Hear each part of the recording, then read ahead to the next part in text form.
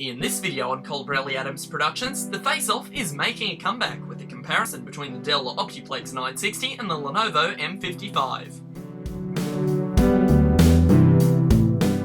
The Colbrelli Adams Productions face-off has 6 categories: startup time, features and I/O, design, specifications, software and performance in the modern world. We will compare the two systems in regards to the 6 categories, and will also give you an average result at the end and determine which machine's the winner. Let's start off with startup time. As tested, the Lenovo M55 took just under a minute to start up, whereas the Dell Optiplex 960 clocks in at under half of that, with just over 30 seconds to get to the Windows desktop. The startup test for the M55 was the same one as the last face-off, the comparison between the M55 and the PowerMac G5. The Lenovo scores a 2.5 out of 5, where the Dell scores a 4.5 out of 5. In terms of features on these two PCs, neither of them have too much more to offer apart from just the basic PC. The Lenovo M55 does feature one or two other business-centered features which are not mentioned in this video, because this video is meant for the average consumer, not the business user. In terms of I/O, let's start off with the Lenovo M55, where on the front you have a headphone jack and microphone input, 2 USB ports, a power button and a CD/DVD drive. On the back of the Lenovo M55, you have your power cord, your video card which features S-Video and a sort of proprietary video adapter, more on that a bit later. You've got your sound card right next to that, your line in and out. You've got 4 USB ports next to that, integrated graphics below that with a serial port next to that. Above that you've got a printer port. Right next to that you've got your Ethernet connector, and below that you've got another 4 USB ports. On the back of the Dell Optiplex 960 you've got your power connector right there at the top, your audio out and your line in and microphone combination jack. Below that you've got 6 USB ports, a little less than what there was on the M55. And right next to that you've got yourself an Ethernet port. Below that you've got your serial connector, next to that you've got your VGA connector. Below that you've got a printer connector, and right next to that you've got an eSATA DisplayPort connector. Below that you've got your PS2 keyboard and mouse connector.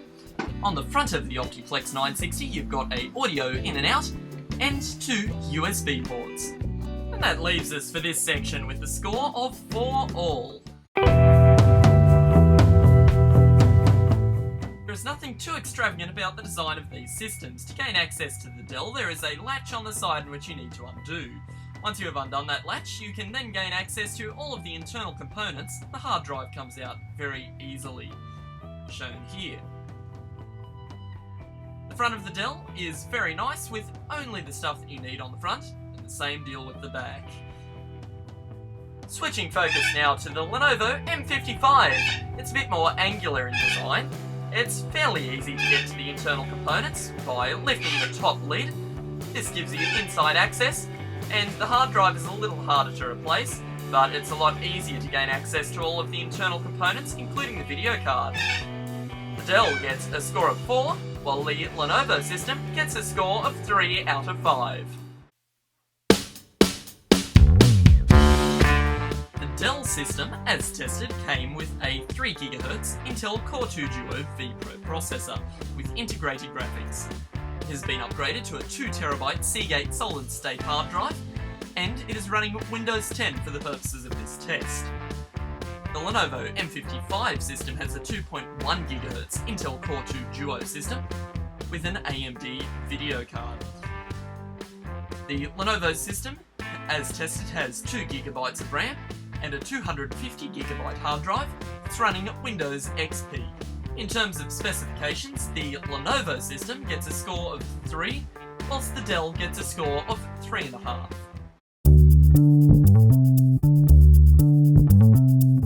The Dell Optiplex 960 will run any version of Windows between Windows XP and Windows 7. But Dell leaves you to your own devices to find your own device drivers.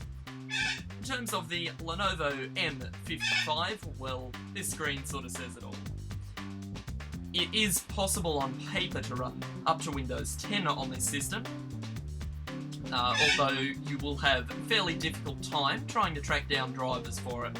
It will be trial and error trying to get a recent version of Windows running on this system. XP is still a fine operating system, although it's a bit insecure these days. So thus the Dell gets a score of 5 because, well, it runs all the latest software, and the Lenovo system gets a score of 4.5 because it can run the latest software, but it will be a bit difficult to get it running properly.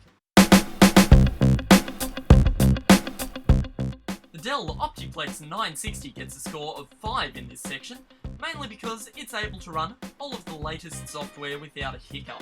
Runs Windows 10 perfectly, even under the Windows 7 drivers, whereas the Lenovo M55, it gets a score of 2.5, mainly because it is running an Intel Core 2 Duo processor, admittedly so is the Optiplex, although the M55's one is a little slower, and it is a lot harder to get modern software running on the Windows XP that's running on the M55.